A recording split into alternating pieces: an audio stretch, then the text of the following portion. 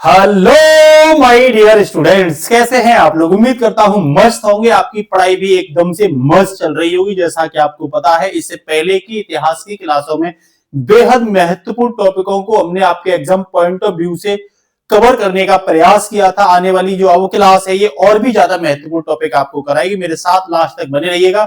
आज जो मैं फिनिश कराने वाला हूं, भारत में आधुनिक भारत के लिए जो गवर्नर जनरल वायसराय और लॉर्ड डलहौजी थे, सभी को कवर करा दूंगा और उनके द्वारा क्या गतिविधि भारत में की गई थी, आर्थिक गतिविधि क्या की गई थी, राजनीतिक गतिविधि क्या की गई थी, धार्मिक गतिविधि, सांस्कृतिक गतिविधि, किस तरीके से उन्होंने हमारी भू राजस्व व्यवस्था के माध्यम से जमीन जो किसान थे उनको प्रभावित किया, कैसे प्रभावित किया, व्यापारियों को, हथकरघा उद्योगों को और अन्य छोटे छोटे उद्योगों को।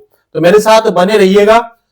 चलते हैं बिना कुछ टाइम वेस्ट किए हुए। पहला टॉपिक लॉर्ड डलहौजी को मैं पढ़ाऊंगा, क्योंकि इससे ज्यादा क्वेश्चन पूछे जाते हैं। उसके बाद सभी को कवर करने का क्या करेंगे, बारीकी से प्रयास करेंगे। तो सबसे पहले बंगाल के गवर्नर की बात करते हैं। आप सबको पता है बंगाल का पहला गवर्नर किसे माना जाता है, रॉबर्ट क्लाइव को माना जाता है। दिमाग में भर लो।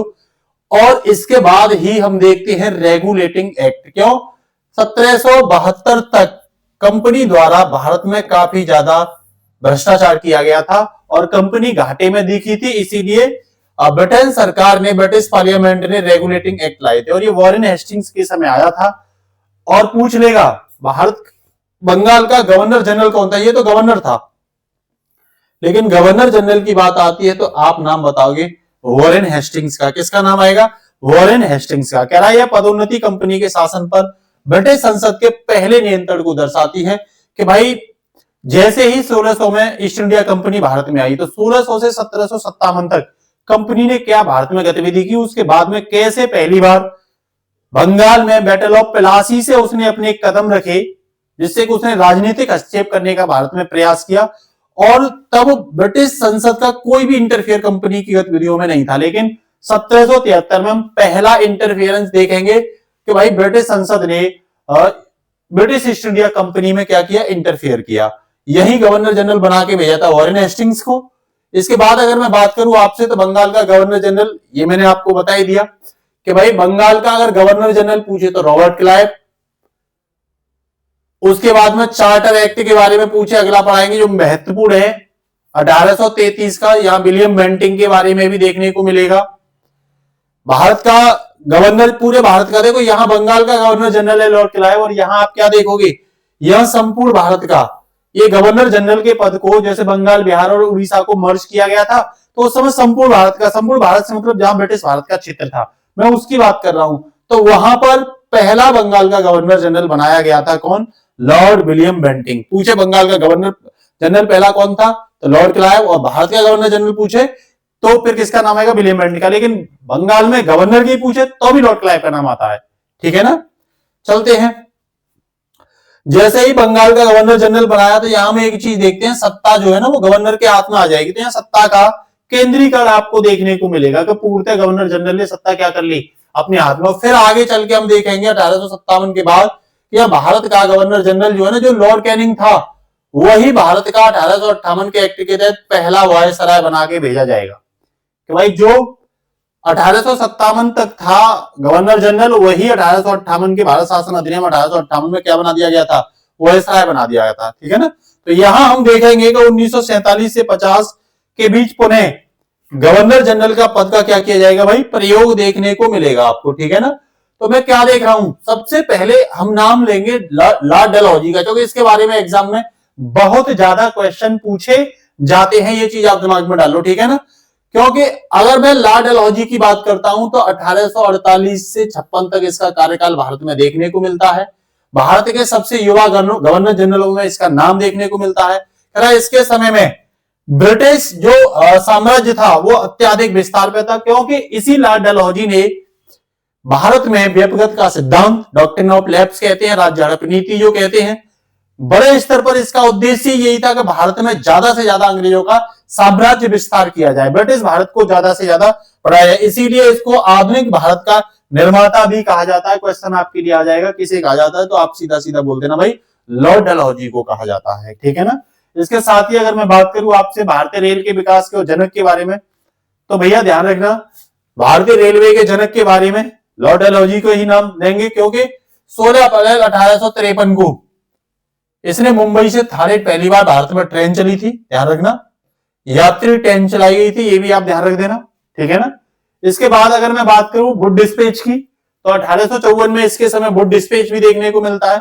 ये शिक्षा संबंधी सुधार के बारे में कह सकते हो, ये भारतीय शिक्षा का क्या था, मैग्ना कार्टा कहा जाता है। इसे क्या बोलते हैं, भारतीय आधुनिक भारतीय शिक्षा का मैग्ना कार्टा। तो वुड डिस्पैच 1854 पूछा जाता है, ये भी लॉर्ड डलहौजी के समय ही देखने को मिलता है।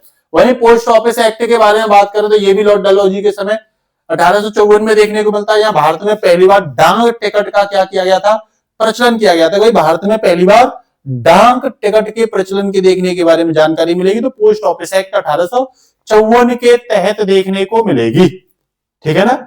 इसी के साथ ग्रीष्मकालीन राजधानी की बात करें तो डलहौजी ने ही शिमला को बनाया था, भारत की ग्रीष्मकालीन राजधानी। यहां सेना का मुख्यालय भी बनाया गया था, ठीक है ना। शिमला में सेना का मुख्यालय भी इसने क्या किया था, स्थानांतरित किया था। व्यक्तिगत सिद्धांत कह लो या राज्य हड़प नीति कह दो लॉर्ड डलहौजी के, इसके तहत इसने कई राज्यों को ब्रिटिश साम्राज्य में मिलाया था। कई तरह के प्रेशर क्रिएट किए थे, जैसे किसी को कुशासन का आरोप लगा करके, किसी को व्यक्तिगत सिद्धांत में मैंने बताई थी उत्तराधिकार का अलाव नहीं था कि अगर कोई दत्तक पुत्र वगैरह या कोई पुत्र गोद ले लेता है तो भाई उसके साम्राज्य को ब्रिटिश साम्राज्य में क्या कर दिया जाएगा, मिला दिया जाएगा, ठीक है ना। तो ये इसने अपने सिद्धांत में लागू किया था। हालांकि मैं डिटेल में इसे इसीलिए नहीं पढ़ा कि मैंने इससे पहले क्लास में आपको पूरा बता दिया है कि भाई बायोलॉजिकल पुत्र ही लागू होगा, अदरवाइज आर्टिफिशियल पुत्र मतलब गोद लिया गया पुत्र यहाँ व्यक्तिगत सिद्धांत में अलाउ नहीं था। और यही व्यक्तिगत सिद्धांत आगे जाकर के विभिन्न जो रियासतों के राजा थे, चाहे वो अवध रियासत के हों, चाहे झांसी रियासत के हों, चाहे अन्य रियासत जो थी सतारा वगैरह, बघाट वगैरह, इन सब में असंतोष का परिणाम ही क्या था, लॉर्ड डलहौजी का व्यक्तिगत सिद्धांत, डॉक्ट्रिन ऑफ लैप्स। और ये कहां फूटा था, ये 1857 के फर्स्ट स्वतंत्रता संग्राम में देखने को मिलता है, ठीक है ना। चलिए आगे, कौन कौन से राज्य इस सिद्धांत के तहत हड़पे थे ये भी देख लो। तो सबसे पहला अगर आपसे पूछे तो 1848 में शुरुआत करी थी इसने, और सतारा को पहली बार व्यक्तिगत सिद्धांत के तहत क्या किया गया था, क्वेश्चन आपसे पूछ लेगा कौन पहला राज्य था जो लॉर्ड डलहौजी की व्यक्तिगत सिद्धांत की नीति के तहत हड़पा गया था। तो सीधा हिट मारिए कि भाई सतारा था, जो 1848 में क्या किया गया था। इसके जस्ट बाद ये अगली साल जैतपुर और संबलपुर दोनों को, उसके जस्ट एक साल बाद बघाट को 1850 में, फिर 2 साल बाद उदयपुर को। ये उदयपुर पता है ना, ये राजस्थान वाला उदयपुर नहीं है, ये उदयपुर कहां पड़ता है, ये एमपी में उदयपुर पड़ता है। आप लोग एक बार देख लेना, राजस्थान वाले उदयपुर को मत समझ लेना यहाँ पे। ये 1852 में यहाँ पे देखने को मिलता है। वही 53 में झांसी जो रानी महालक्ष्मी बाई से छीना गया था, वही 1854 में नागपुर और 1855 में करौली देखने को मिलता है, ठीक है ना। हालांकि करौली अंग्रेजों का एक मित्रवत रियासत थी, तो करौली को वापस भी कर दिया गया था, ये यहां देखने को मिलता है, ठीक है ना।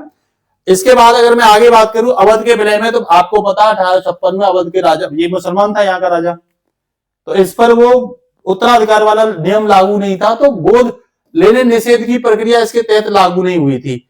तब इस पर कुशासन का क्या लगाया था, आरोप लगाया था कि भाई राजा की उम्र होगी और ये शासन नहीं चला पा रहा, ठीक है ना।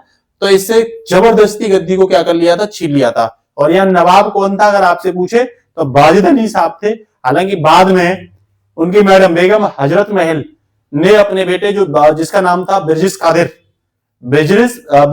को क्या कर दिया था, उत्तराधिकार बना दिया था, ठीक है ना। और वो 1857 की युद्ध में शामिल हुई थी। महत्वपूर्ण एक्ट डलहौजी के काल की मैं बात करूं तो देखो, बंगाल का गवर्नर जनरल 1773 में बना, 1833 में भारत का गवर्नर जनरल, 1858 में वायसराय।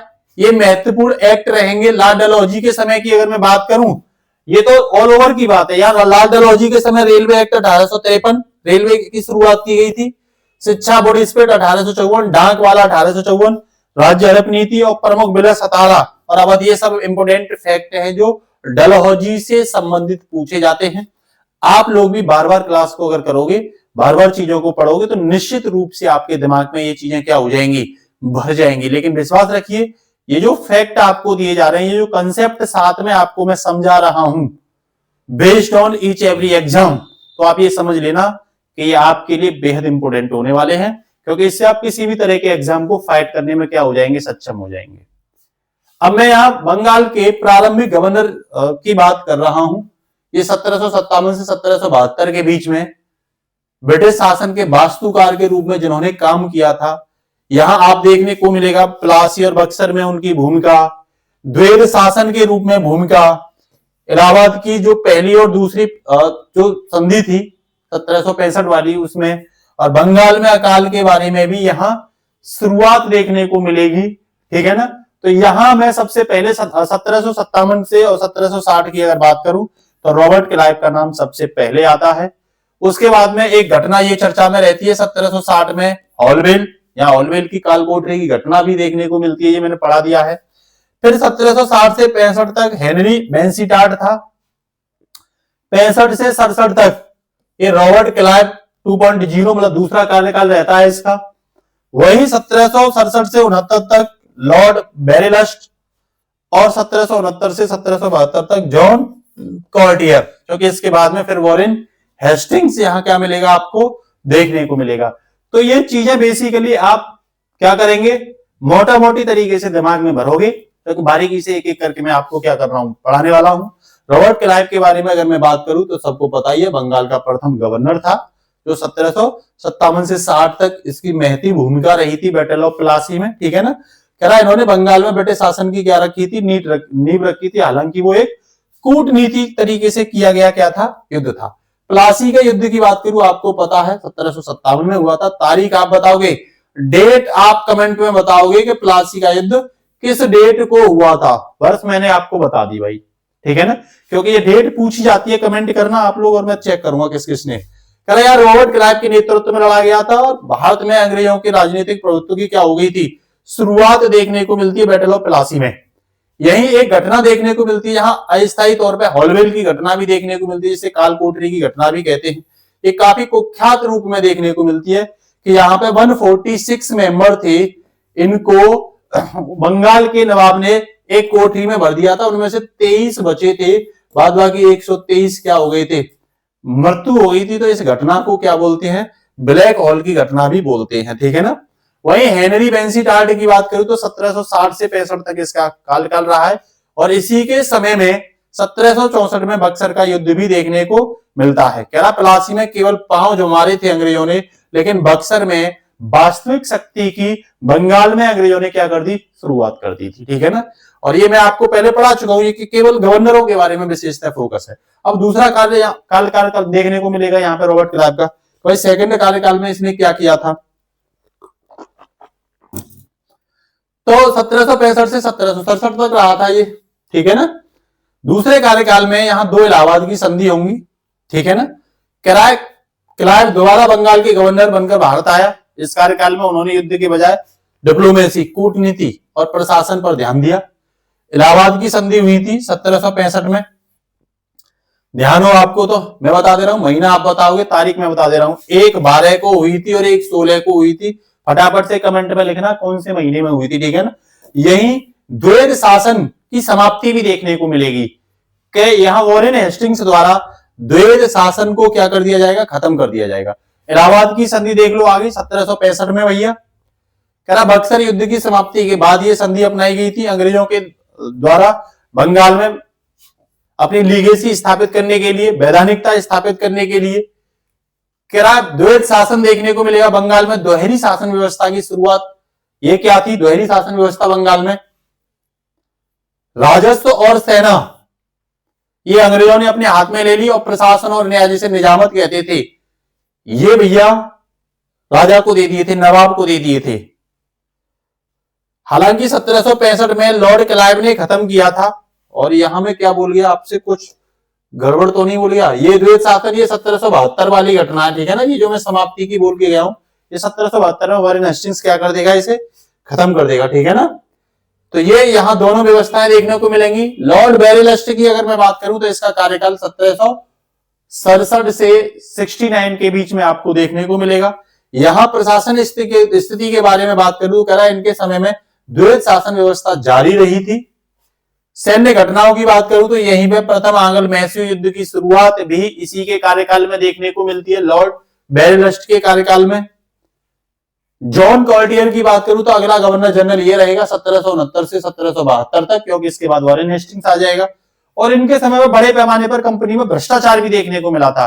जहां तक स्थिति ये आ गई थी कि कंपनी घाटे में आ गई थी, कर्ज में डूब गई थी। जो कंपनी ब्रिटिश संसद को 4 लाख रुपए देती थी सालाना, 4 लाख पाउंड देती थी सालाना, वही कंपनी ब्रिटिश संसद से 1 लाख पाउंड कर्ज के तौर पर लोन लेने के लिए क्या हो गई, मजबूर हो गई थी। तो फिर यहां जांच कराई गई थी, ठीक है ना। तो क्या बंगाल का प्रथम महान अकाल इसी के समय पड़ा था। यह अकाल इनके कार्यकाल की क्या थी, सबसे बड़ी क्या थी, विफलता थी। वही बंगाल का महान अकाल कब पड़ा था पूछे तो बता देना, 1770 में। कह रहा है इतिहास के सबसे विनाशकारी अकालों में से एक था। बंगाल की 1/3 आबादी इसमें क्या हो गई थी, समाप्त हो गई थी। जितनी बंगाल में जनसंख्या थी 1/3 उस अकाल में ही क्या हो गई, खत्म हो गई। तो यहां कुछ इवेंट हैं जो एक ही साड़ी में दे रखे हैं। रॉबर्ट क्लाइव के बारे में 1757 से 60 यहाँ प्लासी का युद्ध हुआ था। हॉलवेल 1760 ब्लैक होल की घटना देखने को मिलती है। वांसी टाट की बात करूं तो 60 से 65 तक रहा था। बक्सर का युद्ध इसी के समय देखने को मिलता है। रॉबर्ट क्लाइव 65 से 67 दोबारा आया। इलाहाबाद की संधि और द्वैत शासन यहाँ देखने को मिलता है। वेरेलस्ट 1767 से 1769 तक देखने को मिलता है। और यही प्रथम आंग्ल मैसूर युद्ध भी देखने को मिलता है। कार्डियर की बात करूं तो ये 69 से 72 तक। और यहाँ इसी के समय बंगाल में महान अकाल जैसी, जहां 1/3 लोग मारे गए थे, ये घटना भी देखने को मिलती है।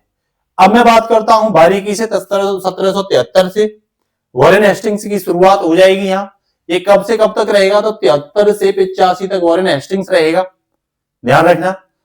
और उसके बाद में 86 से 93 तक लॉर्ड कॉर्नवालिस आएगा। 93 से 98 तक सर जॉन शोर, पहले हेस्टिंग फिर कॉर्न फिर जॉन, मतलब हंस रहे हैं, कान पे शोर मचा रहे हैं, ये याद कर लेना। और फिर तो जलेंगे ही जलेंगे जब शोर मचेगा, ठीक है। फिर बालक आएंगे, बार्लो आएंगे, और फिर मिनट में ये सब मैटर क्या कर देंगे, सुधार देंगे। तो ये याद करने की तरीका, पहले हेस्टिंग्स है, फिर कान वाले से, फिर जॉन शोर, फिर लॉर्ड वेलेजली, फिर जॉर्ज बार्लो, फिर लॉर्ड मिंटो, ये क्रम है। सन जॉन शोर 93 से 98 तक देखने को मिलेगा 1700 में। और 1798 से 1805 तक लॉर्ड वेलेजली, 1805 से 7 तक लॉर्ड वार्लो देखने को मिलेगा। 7 से लेकर के 13 तक लॉर्ड मिंटो का शासनकाल देखने को मिलेगा, ठीक है। अब वॉरेन हेस्टिंग्स के बारे में अब सबकी बात करते हैं। इसने प्रशासनिक की नींव रखी थी भारत में। 73 से 85 तक देखने को मिलता है। बंगाल के पहले गवर्नर जनरल के रूप में काम किया। यहाँ रेगुलेटिंग एक्ट 1773 आया। यहाँ ये इसी में भारत में ब्रिटिश प्रशासन की वैधानिक नींव रखी थी। 73 के तहत ही कलकत्ता में सुप्रीम कोर्ट की स्थापना की गई थी, अगर आपको पता था। और यहाँ कंपनी को रेगुलेटिंग करने की लॉर्ड एलिजा इम्पे इसके क्या बने थे, हेड बने थे। ब्रिटिश इंडिया एक्ट यही इसी के समय देखने को मिलेगा, राजनीतिक मामलों पर कंट्रोल करने के लिए। प्रशासनिक सुधार की बात करूं तो द्वैध शासन को समाप्त कर दिया था। इजारेदारी व्यवस्था और भू लगान इसने शुरू की थी। इजारेदारी व्यवस्था ध्यान रखना, एक नई भू राजस्व व्यवस्था थी। कह रहा एकमात्र गवर्नर जनरल था जिस पर ब्रिटिश संसद में भ्रष्टाचार के आरोप में महाभियोग चलाया गया था, तो उसका नाम था वॉरेन हेस्टिंग्स। ये आपके सामने देखने को मिलता है। ये भी क्वेश्चन इंपोर्टेंट है। वॉरेन हेस्टिंग्स की कुछ युद्ध और संधियों के बारे में बात करूं तो घेरे की नीति, रिंग ऑफ फेंस नीति इसी के समय, सुरक्षा के लिए बफर जोन बनाने की नीति। इसी के समय प्रथम रोहिल्ला युद्ध देखने को मिलेगा 1774 में। प्रथम आंग्ल मराठा युद्ध देखने को मिलेगा 75 से 82। सालवाई की संधि 1782 में के साथ समाप्त होगी। यही द्वितीय आंग्ल मैसूर युद्ध 1780 से 84 देखने को मिलेगा। और हैदर अली और टीपू सुल्तान के विरुद्ध संघर्ष भी वॉरेन हेस्टिंग्स के समय देखने को मिलता है, ये ध्यान रखना। मराठा मैसूर वॉर भी इसी के समय देखने को मिलते हैं, ठीक है भाई। इसकी शिक्षा और संस्कृति में वॉरेन हेस्टिंग्स ने क्या किया, तो कह देना एशियाटिक सोसाइटी ऑफ बंगाल 1784 में इसी के समय बनी। स्थापना सर विलियम जोन्स के द्वारा की गई थी। कहां पे की गई थी, तो कलकत्ता में की गई थी। ध्यान रखना, एशियाटिक सोसाइटी ऑफ बंगाल, ये पूछा जाता है। एशियाटिक सोसाइटी अलग है लेकिन बंगाल वाली अलग है, ये ध्यान रखना। कलकत्ता मदरसा की बात करूं तो 1781 में मुस्लिम शिक्षा के विकास के लिए कुछ लिटरेटेड कार्य भी किए गए थे, जैसे चार्ल्स विल्सन द्वारा भागवत गीता का अंग्रेजी में क्या कराया गया, अनुवाद। ये क्वेश्चन पूछा जाता है, किसने भागवत गीता का अंग्रेजी में अनुवाद कराया? तो चार्ल्स विल्सन का इसमें क्या देखने को मिलता है, नाम देखने को मिलता है। ये बहुत इंपोर्टेंट क्या है, फैक्ट है। दोनों तीनों फैक्ट बेहद इंपोर्टेंट है। अब अगला देखते हैं, लॉर्ड कॉर्नवालिस 1786 से 93 तक रहा है और इसने भी कुछ जो है एडमिनिस्ट्रेशन रिफॉर्म किए हैं, प्रशासनिक सुधार किए हैं भारत में। हालांकि वो इनके लिए सुधार थे, भारतीयों के लिए सुधार नहीं थे। अगर मैं कहूं उपाधि की, तो भारत में नागरिक सेवा का जनक इसी को कहा जाता है, कॉर्नवालिस को। इसने कॉर्नवालिस संहिता या कोड बनाया था 93 में, शक्तियों के पृथक्करण के लिए, सेपरेशन ऑफ पावर के लिए। कह रहा है इसमें प्रशासनिक और न्यायपालिक व्यवस्था को अलग अलग कर दिया गया था। सामाजिक सुधार की इसकी अगर हम बात करें, तो दास प्रथा, बंगाल में दास प्रथा पर रोक इसी ने लगाई थी, दास रखने पर, 1789 में, ध्यान रखना, दास रोकने पर। और आप देख रहे हो मुगल में, तो मुगल शासन में तो बहुत ज्यादा, एक एक राजा जो है लाखों लाखों की संख्या में अपने यहां दास रखता था। यहां इसके भूराजस्व व्यवस्था की बात करूं तो स्थायी बंदोबस्त 1793 में बंगाल में इसी ने लागू किया था। इसे आप इस्तमरारी बंदोबस्त भी कह सकते हो, इसे आप, ठीक है ना, स्थायी बंदोबस्त भी कह सकते हो, इसे जमींदारी प्रथा भी कह सकते हो, है ना। जमींदार किसान पर क्या लगाता, कंपनी नीलाम करती थी जमींदार को, और जमींदार किसान से टैक्स वसूल करके किसको देता था, कंपनी को देता था। तो यह बड़े स्तर पर अंग्रेजों के द्वारा शोषण देखने को मिला है किसानों का। सैन्य अभियान की बात करूं तो तीसरा आंग्ल मैसूर युद्ध कॉर्नवालिस के समय ही देखने को मिलता है। यहीं पे 1790 से 92 के बीच में टीपू के हारने की कहानी है, और अंततः 1700 श्रीरंगपट्टनम की संधि भी यही देखने को मिलती है। कब हुई थी, तो 1792 में। शिक्षा के क्षेत्र में बात करूं तो 1791 में वाराणसी में संस्कृत कॉलेज की स्थापना इसी के समय देखने को मिलती है। पूछ लेगा किसने की, तो जोनाथन डंकन का नाम आता है। ये बहुत इंपॉर्टेंट फैक्ट है, ये ध्यान रख लेना, ठीक है ना। जोनाथन डंकन, 1791 वाराणसी में संस्कृत कॉलेज की स्थापना। सर जॉन शोर की बात करूं तो 93 से लेकर के 98 तक इसका क्या रहा है, कार्यकाल रहा है। हस्तक्षेप की नीति की शुरुआत इसी ने करी थी। मैसूर और मराठों के प्रति तटस्थता इसने बनाई रखी थी। वैधानिक कार्य के बारे में करूं तो इसके समय पहला चार्टर एक्ट आया था 1793 का, इसके शासनकाल में पारित ही हुआ था। कह रहा इन्होंने कॉर्नवालिस के भूराजस्व सुधारों को क्या रखा, आगे तक बनाए रखा। लॉर्ड वेलेस्ली की बात करूं तो इसको साम्राज्य विस्तार के रूप में जाना जाता है, नालायक को। अवध, तंजौर, मैसूर, हैदराबाद, भारतीय राज्यों को ब्रिटिश राजनीतिक पावर में इसी के समय लिया गया था। करा इसकी कौन सी संधि थी, तो सहायक संधि बहुत फेमस है इसकी, सब्सिडियरी अलायंस इसने किया था 1798 में। उद्देश्य था भारतीय राज्यों को ब्रिटिश साम्राज्य में, मतलब राजनीतिक परिधि में लाना, जिसमें इसने हैदराबाद को, मैसूर को, तंजौर को, अवध को, इन्होंने क्या करी थी, सहायक संधि स्वीकार की थी लॉर्ड वेलेस्ली की। ये पूछ लेता किसने नहीं की। और इसी ने फोर्ट विलियम कॉलेज कलकत्ता में सिविल सेवकों के प्रशिक्षण के लिए, यहां जो आईएएस अधिकारी थे वो अपना ट्रेनिंग देते थे फोर्ट विलियम कॉलेज में, ये इसी ने शुरू की थी, फोर्ट विलियम कॉलेज की। वेलेस्ली के युद्ध और प्रेस की बात करूं तो चतुर्थ आंग्ल मैसूर युद्ध 1799 में, जहां टीपू का अंत होता है और मैसूर का नियंत्रण ब्रिटिश के हाथ में चला जाता है। इसी के समय हुआ द्वितीय आंग्ल मराठा युद्ध 1803 से 5 तक, इसी में हुआ, और यहां मराठाओं को अंग्रेजों ने कमजोर कर दिया था द्वितीय आंग्ल मराठा युद्ध में। प्रेस पर नियंत्रण इसके बारे में देखने को मिलता है कि भाई इसने 1799 में भारत में पहली बार प्रेस पर सेंसरशिप लगाने की बात कही और लगाया इसने, तो वेलेस्ली का नाम यहां देखोगे। इसके बाद सर जॉन बार्लो 1805 से 7 तक देखने को मिलता है। प्रमुख घटना की बात करूं तो बेल्लोर का सिपाही विद्रोह इसी के समय देखने को मिलता है 1806 में। 57 की क्रांति से बहुत पहले यह हुआ था। यह बार्लो के कार्यकाल की सबसे चर्चित घटना मानी जाती है, बेल्लोर सिपाही विद्रोह। लॉर्ड मिंटो 1807 से 1813, ये वो मिंटो नहीं है, एक मिंटो उधर आएगा 1909 में, मार्ले मिंटो। कह रहा है इसके समय अमृतसर की संधि 1809 में देखने को मिलेगी, महाराजा रणजीत सिंह के साथ हस्ताक्षर। इसी संधि ने सतलज नदी को दोनों राज्यों के बीच की सीमा तय करने की बात कही थी। संवैधानिक विकास यहां देखने को मिलेगा, चार्टर एक्ट 1813 इसी वर्ष पारित हुआ पहली बार। यहां शिक्षा पर 1 लाख रुपए खर्च करने की बात की गई थी, ठीक है ना। और यही कंपनी के व्यापारिक एकाधिकार को सीमित कर दिया इसी के समय। तो कुछ ये इंपोर्टेंट आप देख रहे होंगे, एक ही साथ हमने सभी घटनाओं को परो दिया है। प्रथम रोहिल्ला युद्ध 1764 वॉरेन हेस्टिंग्स के समय। प्रथम आंग्ल मराठा 1775 से 82 हुआ, सालवाई की संधि से समाप्त हुआ ये। द्वितीय आंग्ल मैसूर युद्ध 1780 से 84, इसमें मैंगलोर की संधि हुई थी। तृतीय आंग्ल मैसूर युद्ध 90 से 92, श्रीरंगपट्टनम की संधि हुई थी, टीपू हारा था यहाँ पे। चतुर्थ आंग्ल मैसूर 1799, यहाँ टीपू मारा गया और मैसूर अंग्रेजों के नियंत्रण में आ गया। द्वितीय आंग्ल मराठा की बात करूं तो 1803 से 5 में लॉर्ड वेलेस्ली इसमें क्या हुआ था, जीता था, ठीक है ना। इसी के साथ महत्वपूर्ण कुछ और तथ्य हैं, जैसे नागरिक सेवा का जनक किसे कहा जाता है, तो लॉर्ड कॉर्नवालिस को। स्थायी बंदोबस्त 1793 में लॉर्ड कॉर्नवालिस के द्वारा। एशियाटिक सोसाइटी की स्थापना सर विलियम जोन्स ने 1784 में।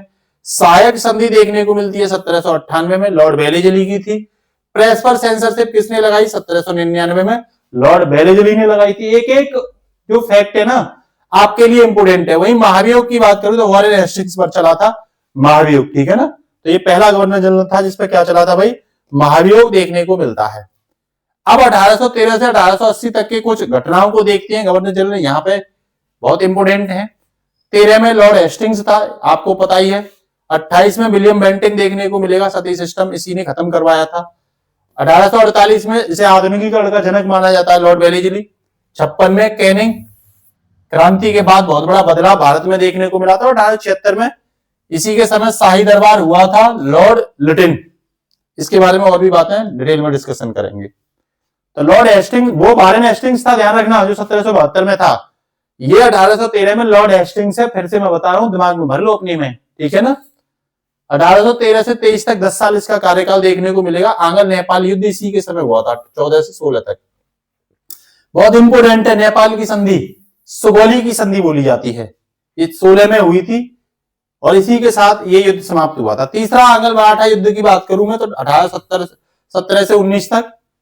यही मराठा कई प्रसंग में क्या हो गया था, विघटित हो गया था और पेशवा का पद यहां क्या कर दिया गया था, खत्म कर दिया गया था। पिंडारियों का दमन भी इसी के समय देखने को मिलता है, ठीक है।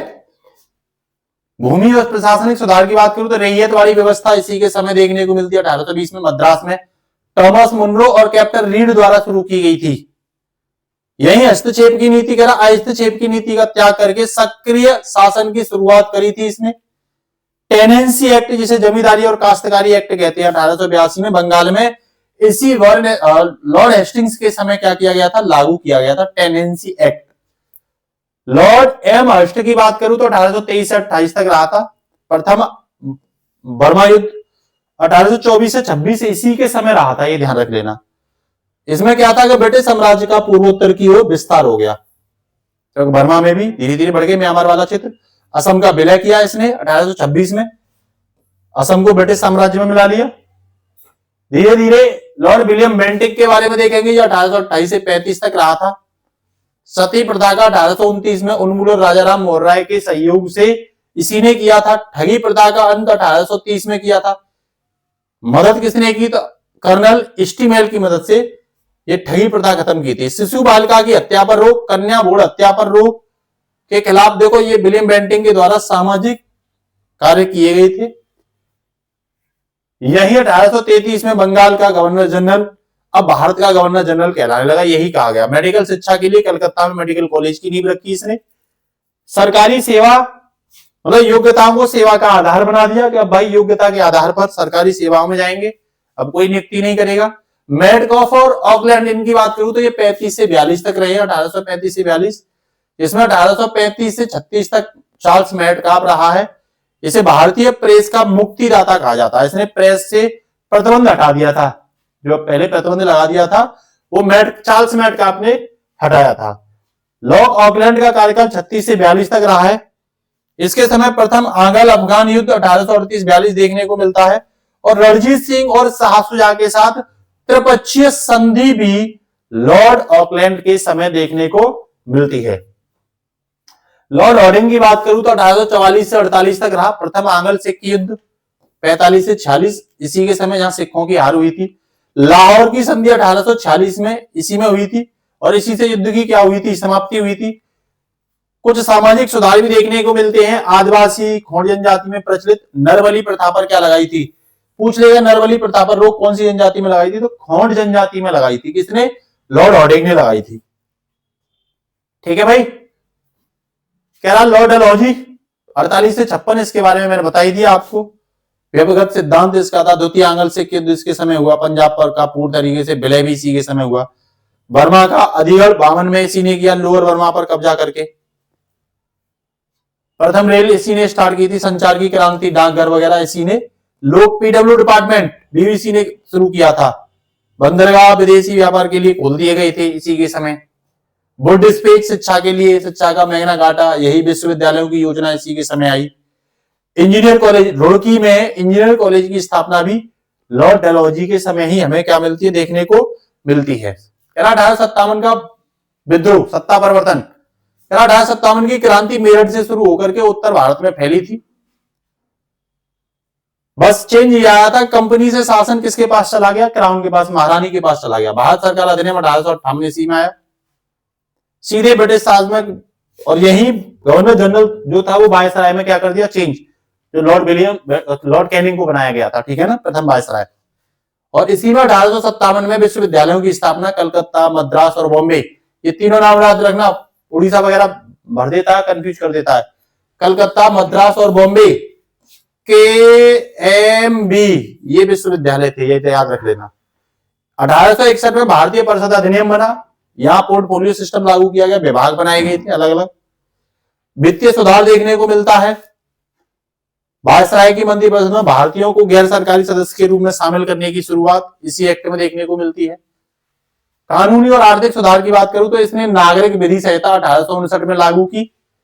भारतीय दंड संहिता जिसे हम IPC कहते हैं 1860 में अपराध और दंड की परिभाषा परिभाषित की भारतीय दंड संहिता में इसी के समय। आयकर को लेकर के 1857 में बिल्सन द्वारा भारत में पहली बार आयकर लागू किया गया था। बिल्सन द्वारा, इस नाम को याद रखना। तो कब से, 1860 में बिल्सन द्वारा पहली बार भारत में इनकम टैक्स लागू किया गया था। जॉन लॉरेंस की बात करूं तो ये 64 से 1869 तक रहा है। उच्च न्यायालयों की स्थापना 1865 में कलकत्ता, बॉम्बे और मद्रास में हाईकोर्ट का गठन इसी के समय देखने को मिलता है। इलाहाबाद हाईकोर्ट 1866 में। कह रहा उत्तर भारत में न्याय व्यवस्था का विस्तार भी किया इसी के समय। विदेश नीति में अफगान के प्रति शानदार निष्ठता की नीति जॉन लॉरेंस ने ही अपनाई थी।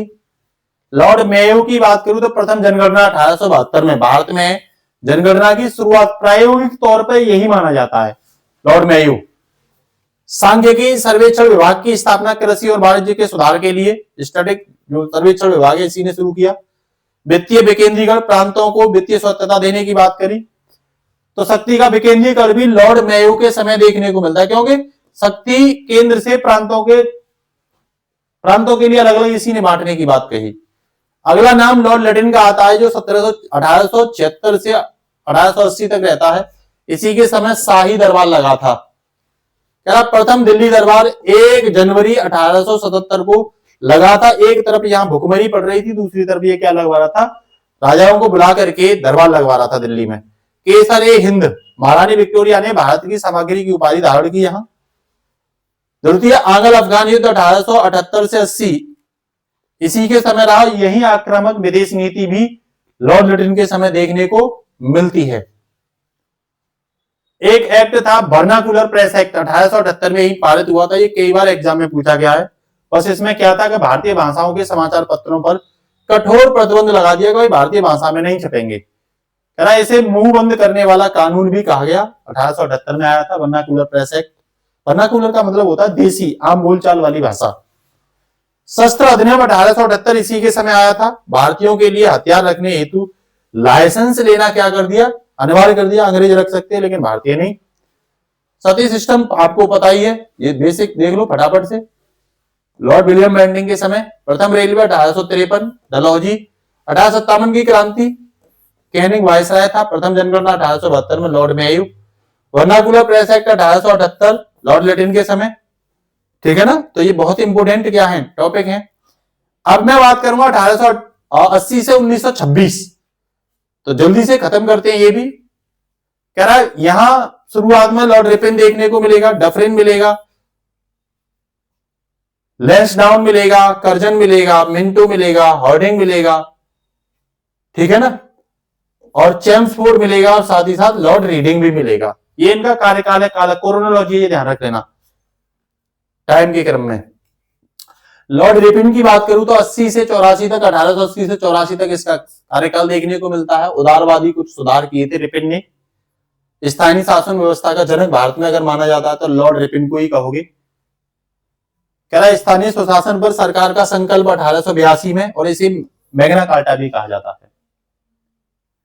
सेंसस की बात करूं तो नियमित जनगणना 1881 से देखने को मिलती है। श्रम सुधार मतलब प्रथम कारखाना अधिनियम भी लॉर्ड रिपन के कार्यकाल में 1881 में आया था। बाल श्रम सुधार पर केंद्रित था, बच्चों को बाहरी काम करने से रोका गया था। यहां पर रिपन विवाद और शिक्षा की बात करूं तो प्रेस की आजादी इसी ने दी थी। वर्नाकुलर प्रेस एक्ट का क्या कर दिया, निरसन कर दिया था 1882 में।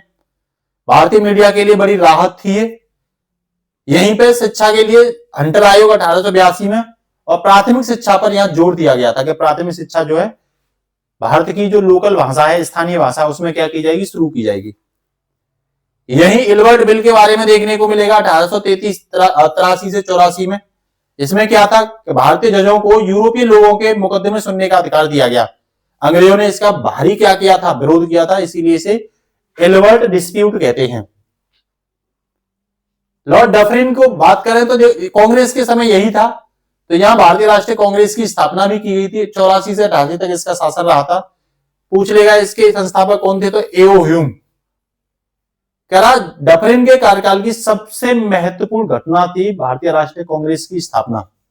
सैन्य अभियान की बात करूं तो डफरिन के समय तृतीय बर्मा युद्ध हुआ था 1885 से 86, और यही बर्मा का भारत में क्या हो गया था, विलय हो गया था। ध्यान रखना, ये देख रहे हैं, ये बर्मा का भारत में क्या किया गया है, विलय देखने को मिलता है, ठीक है ना।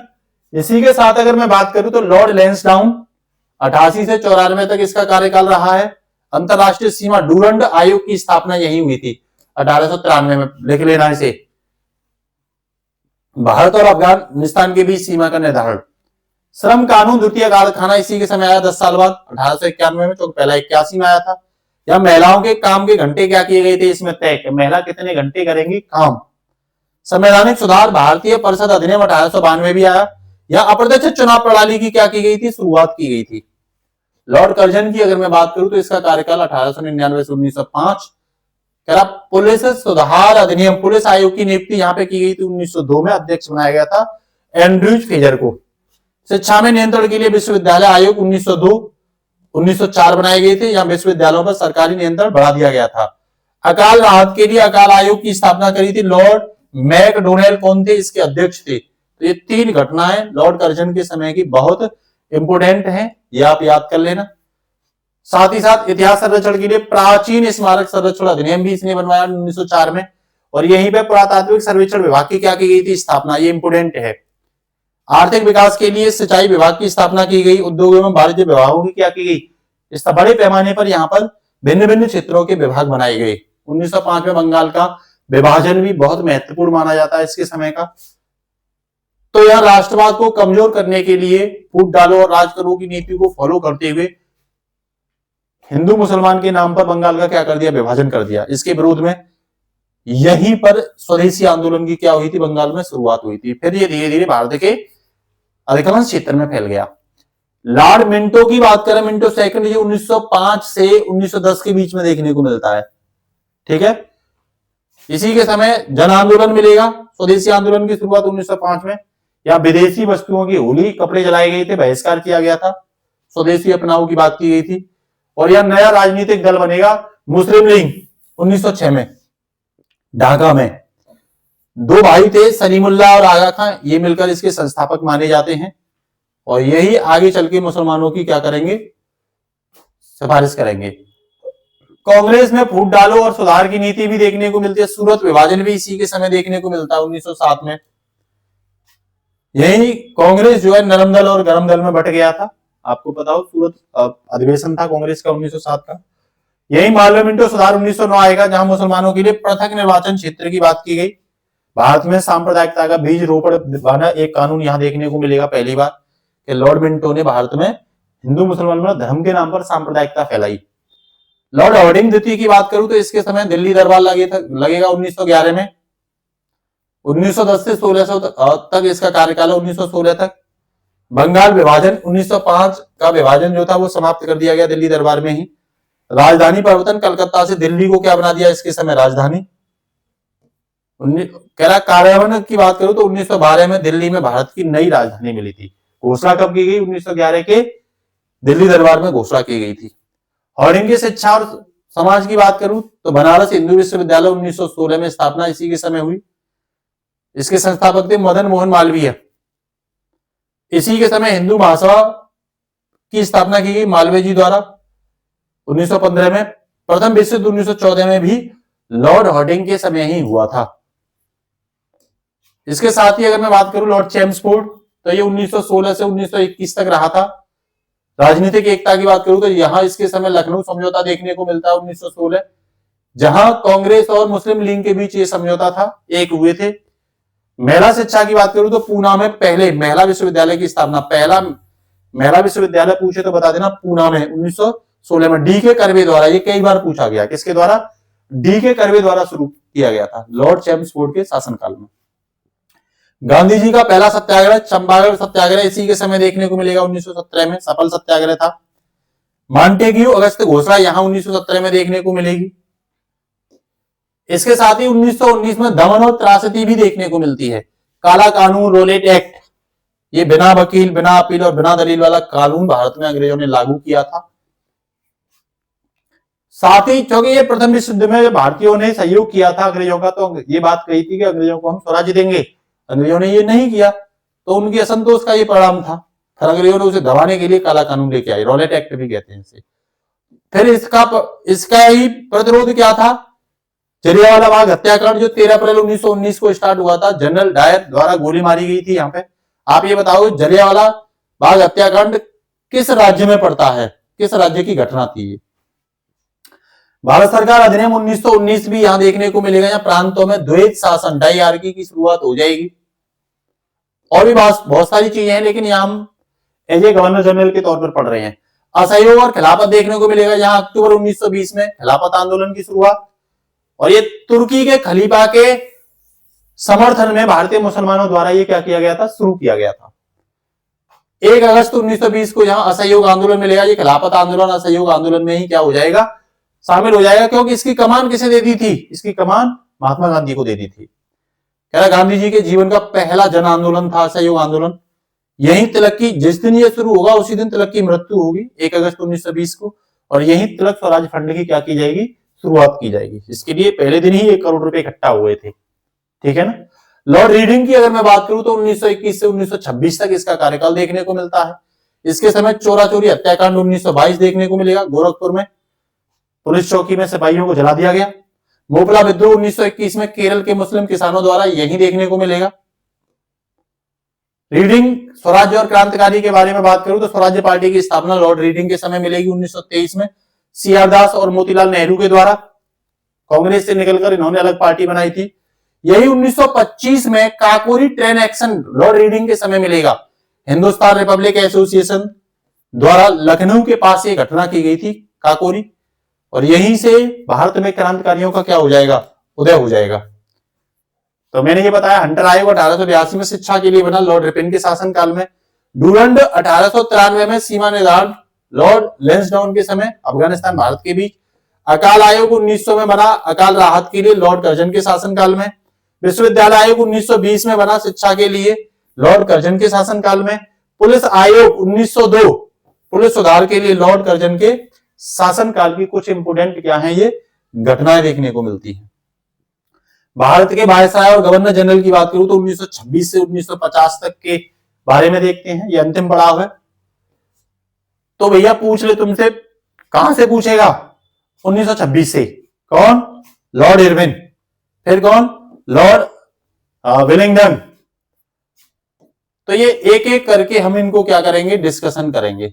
और कहां तक आ जाएंगे, सी राजगोपालचारी, उनके पहले माउंटबेटन, लॉर्ड बेवल, ठीक है ना। तो इनको हम डिस्कशन करेंगे। आ जाइए, पहले लॉर्ड इरविन है, साइमन कमीशन इसी के समय आया था, ये 26 से 31 तक रहे थे। साइमन कमीशन की घोषणा 1927 में हुई थी, भारत में इसका विरोध किया था और नारा भी लगाया था, go back to Simon, Simon वापस जाइए। भारत का आगमन की बात करें तो प्रथम बार ये मार्च 1928 में भारत में आया था साइमन कमीशन, और दूसरी बार अक्टूबर 1928 में। विरोध भारतीयों द्वारा किया गया था और हर कोर्ट यहीं पे हर कोर्ट बटलर आयोग की स्थापना की गई थी। भारतीय राज्य आयोग 1927 का यहाँ पे क्या किया गया था, गठन, और यही इसी के विरोध में लाला लाजपत राय पर क्या चलाई गई थी, लाठी चार्ज की गई थी। नेहरू रिपोर्ट और पूर्ण स्वराज्य की बात करूं तो 1928 और 29 में देखने को मिलती है। नेहरू रिपोर्ट 1928 मोतीलाल नेहरू द्वारा संविधान का प्रारूप तैयार किया गया था। यही दीपावली की घोषणा की गई थी 1929 में। लाहौर अधिवेशन 1929 में कांग्रेस ने पूर्ण स्वराज्य की मांग की थी, ये भी इसी के समय देखने को मिलता है। ये कुछ इवेंट है जो डायरेक्ट आपके एग्जाम में पूछे जाते हैं। दांडी मार्च और सविनय अवज्ञा आंदोलन 1930। दांडी मार्च 1930 में नमक कानून तोड़ा गया, सविनय अवज्ञा 1930 में शुरू हुआ नमक कानून तोड़ करके, और यही आपको इसी समय प्रथम गोलमेज सम्मेलन भी 1930 में यहां कांग्रेस ने इसका क्या किया था, बहिष्कार किया था, पहले वाले गोलमेज सम्मेलन का। ये अंग्रेजों ने लंदन में स्टार्ट किया था, ठीक है ना। इनका उद्देश्य था कि भारत में जो भी राजनीतिक और क्रांतिकारी जो अस्थिरता फैल रही है उसको कैसे शांत किया जाए। तो भारतीय जो प्रतिनिधि थे उनको एक मंच पर लाना इसका उद्देश्य था। गांधी जी ने इरविन के साथ 11 सूत्री मांग रखी थी और कहा था कि भाई हम कहां चलेंगे, गोलमेज सम्मेलन में शामिल हो जाएंगे। लेकिन धीरे धीरे बात हुई, गांधी इरविन के बीच समझौता हुआ 1931 में, याद रखना। इसे हम गांधी इरविन पैक्ट के नाम से 5 मार्च 1931 को हुआ था। यहां सविनय अवज्ञा आंदोलन चल रहा था, जिसे स्थगित करके गांधी जी द्वितीय गोलमेज सम्मेलन में कहां शामिल हुए थे, ब्रिटेन। और यहीं पे 23 मार्च 1931 को भगत सिंह को फांसी की सजा भी दी गई थी। लोग कहते हैं गांधी जी ने नहीं बचाया इनको, चाहते तो बचा लेते। लेकिन उस समय जो गांधी इरविन पैक्ट हुआ था उसमें बात यह हुई थी कि जो राजनीतिक कैदी हैं उनको छोड़ दिया जाएगा, जो आपराधिक कैदी हैं जिन्होंने आपराधिक घटनाएं की हैं, तो क्रांतिकारी तो सभी आपराधिक थे। तो इस बीच को लेकर के ये बात नहीं बनी थी अंग्रेजों के बीच, ठीक है ना। गोलमेज सम्मेलन की बात करूं तो दूसरा गोलमेज सम्मेलन 1931 में हुआ था, गांधी जी ने भाग लिया था लेकिन असफल रहा। तीसरा गोलमेज सम्मेलन 1932 में, कांग्रेस ने इसमें भाग नहीं लिया था। पूछ रहे तीनों गोलमेज सम्मेलन में किसने भाग लिया, तो doctor B R Ambedkar, TB Sapru ने तीनों गोलमेज सम्मेलन में क्या लिया था, भाग लिया था। ये फैक्ट बहुत इंपोर्टेंट है, पूछे जाते हैं। यही जब सब गोलमेज सम्मेलन सक्सेस नहीं हुआ था तो यहां पर अंग्रेजों द्वारा सांप्रदायिक पंचायत लाया गया मैकडोनाल्ड के द्वारा। पूना पैक्ट हुआ, यहां गांधी जी और अम्बेडकर के द्वारा 1932 में सांप्रदायिक पंचायत और पूना पैक्ट 1932 में देखने को मिलता है।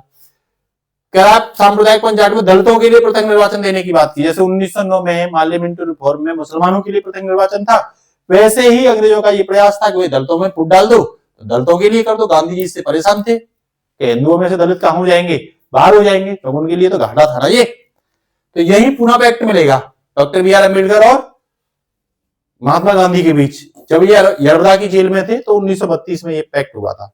यह समझौता हिंदू समाज के भीतर एकता बनाए रखने के लिए महत्वपूर्ण था। तो यहाँ कुछ सीटें दलितों के लिए बढ़ा दी गई थी, ठीक है ना, लगभग 146 शायद सीटें बढ़ा दी गई थी, जितना मुझे याद आ रहा है।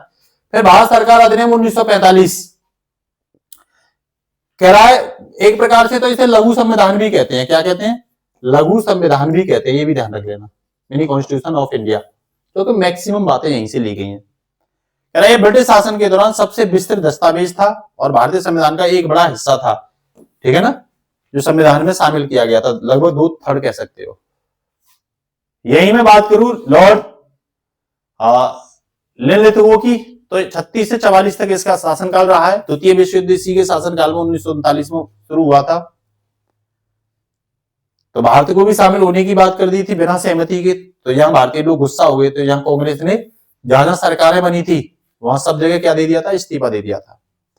यही त्रिपुरी संकट देखने को मिलेगा 1939 में। सुभाष चंद्र बोस ने फॉरवर्ड ब्लॉक की यही क्या देखी थी, स्थापना करी थी, फॉरवर्ड ब्लॉक, क्योंकि त्रिपुरी संकट में सुभाष बोस के खिलाफ आ गए थे लोग उनको अध्यक्ष कांग्रेस अधिवेशन में अध्यक्ष बनाने के लिए, जबकि जीत किसकी हुई थी? सुभाष बोस की। ठीक है, और गांधी जी पटावी सीतारमैया को बनाना चाहते थे। ठीक है, पाकिस्तान की मांग और अगस्त प्रस्ताव 1940 की बात करूं तो लाहौर संकल्प 1940 में ही पारित हुआ था। यहां मुस्लिम लीग ने मुसलमानों के लिए अलग राज्य बनाने की बात की गई थी। अगस्त प्रस्ताव 1940 में वायसराय द्वारा भारतीयों का सहयोग पाने के लिए लेके आए थे। क्रिप्स मिशन कब आया? 1942 में आया, असफल रहा भारत में। भारत छोड़ो आंदोलन की शुरुआत कब हुई? तो 9 अगस्त 1942 बजे। बेसिक सी तारीखें हैं जो आपको याद रखनी है, इधर उधर की बातें ज्यादा करनी नहीं है। और यही गांधी जी ने करो या मरो का नारा भी दिया था, अंग्रेज भारत छोड़ो, do and die. Lord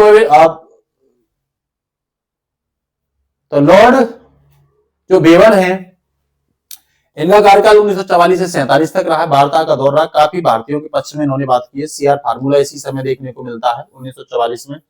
सीराज Gopalachari द्वारा ये क्वेश्चन पूछा गया है। बेवल योजना कब आई? 1945 में आई। शिमला समझौता भी यहाँ पर 1945 में देखने को मिलता है, लेकिन ये असफल रहा था। यही कैबिनेट मिशन देखोगे, संविधान सभा के बारे में देखोगे तो 1946 में भारत में कैबिनेट मिशन आया। आप सबको पता है, हालांकि कैबिनेट मिशन पढ़ाना मेरा उद्देश्य नहीं है। यही पैथिक लॉरेंस, एबी अलेक्जेंडर, देखा 3 सदस्यों वाला ये कैबिनेट मिशन था,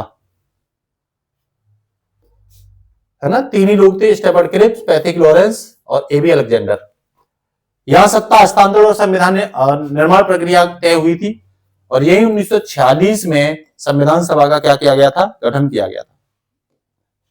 इसके साथ ही प्रत्यक्ष कार्रवाई दिवस और इटली की घोषणा की बात करूं मैं, तो प्रत्यक्ष कार्रवाई दिवस 16 अगस्त 1946 को मुस्लिम लीग द्वारा घोषणा की गई थी।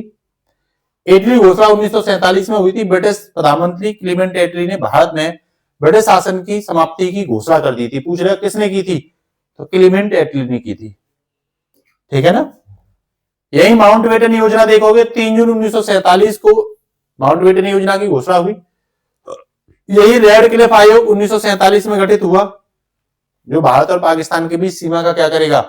निर्धारण करेगा।